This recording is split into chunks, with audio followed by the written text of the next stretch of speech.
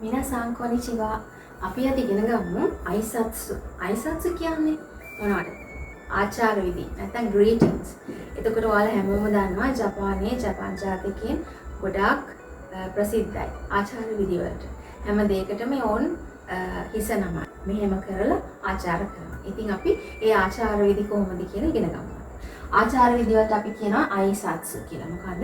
අයිසත්සු. අපි බලමු කොහොමද උදේට අපි කියන්නේ good morning කියන්නේ. මම ඉංග්‍රීසියෙන් ලියන්නම්.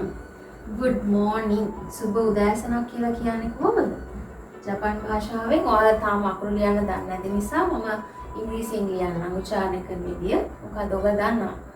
ඔහායෝ ගොසායිමාස්. මොකක්ද අපි කියන්නේ? ඔහායෝ ගොසායිමාස්. මේ ඔහායෝ ගොසායිමාස් කියන එක අපි සාමාන්‍යයෙන් උදේ 10 මාර විතර වෙනකම් අපිට කියන්න පුළුවන් ඔහායෝ ගොසායිමාස් කියලා. ඊළඟට මොකද්ද? අපිට දවසේ ඕනම වෙලාවක කියන්න පුළුවන් ආයිබෝවන් good day hello කියන අර්ථය මොකද්ද කියන්න පුළුවන්? අපිට කියන්න පුළුවන් good day කියන්නත් පුළුවන්. එතකොට hello අර්ථයෙන් ඊළඟට අපි සිංහලෙන් නම් ආයිබෝවන් කියන අදහසින් මේ ඔක්කොගෙම කියන්න පුළුවන් වචනයක් තියෙනවා. මොකද්ද? ඔයාලා අහලා තියෙකන. කොනිචිවා. කොනිචිවා. මොකක්ද ඒ වචනේ? කොනිචිවා. අයිසත්සු කොනිචිවා. කොනිචිවා. ඒක අපිට අවස් කාලේ බහැලා යනකම් වගේ කියන්න පුළුවන් කොනිචිවා කියලා. දවස පුරාවට. උදේට අපි කියනවා ඔහායෝ ගොසායිමාස් කොනිචිවා. හරි. ඊළඟට මොකක්ද අපි බලමු ඊළඟ අයිසත්සු එක. අපිට හවසට ඉර බැසම් මොකද්ද කියන්න පුළුවන්? good evening නැත්නම් සුබ සන්ධ්‍යාවක් කියන්න පුළුවන්. කොහොමද ඒක කියන්නේ? ඒකට අපි කියනවා කොම්බන්වා. මොකද්ද? කොම්බන්වා.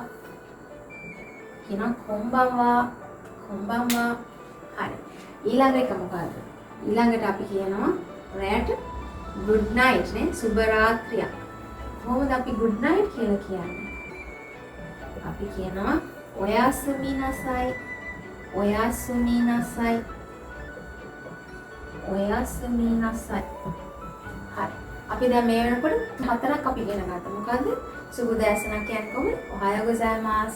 ඊළඟට ආයිබෝවන් hello good day කියන අදහසින් කොනිචිවා. ඊළඟට අවසට කොම්බන්වා. ඊළඟට රැට good night ඔයාසුමි නසයි. ඊළඟට අපි ඉගෙන ගමු goodbye කියන්නේ කොහොමද? goodbye. goodbye කියනවා sayonara. sayonara. sayonara. මේ sayonara කියන එක ගොඩක් වෙලාවට පාවිච්චි කරන ජපානයේ ජපාන් ජාතිකයන් කෙනෙක්ගෙන් පොඩි දීර්ඝ කාලිනව වෙනවීමකදී අපි sayonara කියලා කියනවා. දැන් මේ වර්තමාන වෙනකොට පාසල් වලින් ඉවර වෙලා යනකොට පාසල් දරුවෝ ගුරුවරයන්ට sayonara කියලා කියනවා. ඉතින් එතකොට ඒකේ භාවිතය පිළිබඳ පොඩ්ඩක් අවබෝධයෙන් ඒක යොදන්න. ඊළඟට අපි ඉගෙන ගමු කොහොමද බොහොම ස්තුතියි කියන්නේ. thank you කියන්නේ කොහොමද? thank you කියලා කියනවා අපි. ඒක නම් දන්නවනේ. ඔව්. අරිගාතෝ ගොසායිමාස්. අරිගාතෝ ගොසායිමාස්. අරිගාතෝ ගොසායිමාස්. අරිගාතෝ ගොසායිමාස්. එතකොට අයිසත්සු මේ විදිහට මතක තියාගන්න දැනට සරලව අපි පාඩමෙන් පාඩමට යද්දී මේවා යොදන විදිය යොදන ආකාරය යොදන්නේ කොයි වගේ වෙලාවලදීද ඒක යොදන අවස්ථානුකූල කොහොමද අපි වෙනස් කරන්නේ කියන ඒවා අපි හිමීට ඉගෙන ගන්නවා. ඉතින් අපි greetings අපි මෙහෙම ඉගෙන ගමු. ඊට අමතරව මම කැමතියි කියන්න දැන් මමනේ අපි හැමෝම කැමතිනේ ජපාන් වලින් දෙයක් කතා කරන්න. අපි කොහොමද කියන්නේ? මම කවුද? මම හනමි කියලා කියන්නේ කොහොමද? මම හනමි. වෙමි සිංහලෙන් නේ. ව්‍යාකරණ තුල ලිව්වොත් මම හනමි වෙමි. ඒක අපි කියන්නේ මම කියලා කියනවා වතාෂි. වතාෂි වා නිපාතයක් යෙදෙනා වතාෂි වා හනමි. මට ඉඳ නැති නිසා පළහැන් යන්නේ හනමි දෙස්. අපි මේ දැන් සු ලිවට ප්‍රනාන්ස් කරන උච්චාරණය කරන්නේ දෙස්. වතාෂි වා හනමි දෙස්. දැන් ඔයාලට පුළුවන් ඔයාලගේ නම මෙතෙන්ට යොදලා මොකද කියන්නේ? මෙතෙන්ට ඔයාලගේ නම යොදන්න පුළුවන්. එතකොට නම යොදලා මම කවුද? වතශි wa අමාරි දෙස්. අමාරි වෙමි. වතශි wa සයුරි දෙස්. මම සයුරි වෙමි. වතශි wa කුමාර දෙස්. මම කුමාර වෙමි. ඒ වගේ මම කවුද කියලා කියන්න පුළුවන්. එතකොට ඔයාලට දැන් අද ජපාන් වලින් මම කවුද කියලා කියන්නත් පුළුවන්. ඊට අමතරව තව මොනවද අපිට කියන්න පුළුවන්? ගුරුවරයාට අපි කියනවා සෙන්සෙයි කියලා. එතකොට සෙන්සෙයි, හනාමි සෙන්සෙයි. සෙන්සෙයි ගුරුවරයාව ආමන්ත්‍රණය කරනවා අපි සෙන්සෙයි කියලා. එහෙනම් අද අපි ජපාන් භාෂාවෙන් ආචාර කරන විදි කිහිපයක් ඉගෙන ගත්ත වචන. එතකොට ඔයාලා ඒව පාවිච්චි කරන්න.